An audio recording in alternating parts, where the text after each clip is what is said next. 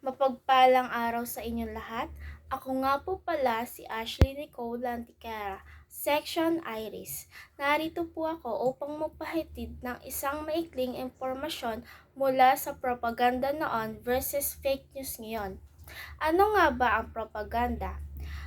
Ang propaganda noon ay isang estratehikong mensahe mula sa mga organisadong grupo tulad ng pamahalaan o kilusan na kadalasan ay may batayan sa mga katotohanan, ngunit hinaluan ng emosyonal na apil para hubugin ang opinyon ng publiko. Samantalang ang fake news ngayon ay gawa-gawa o ganap na papanlinlang na nilalaman na ipinapakita bilang tunay na balita.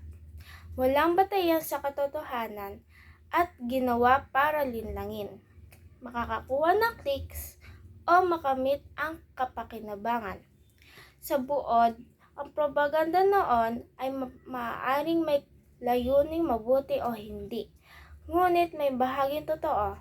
Samantalang ang fake news ngayon ay ganap na nililinlang ang publiko gamit ang mabilis na teknolohiya para magkalat. At doon nagtatapos ang aking maikling impormasyon. Maraming salamat po sa inyo.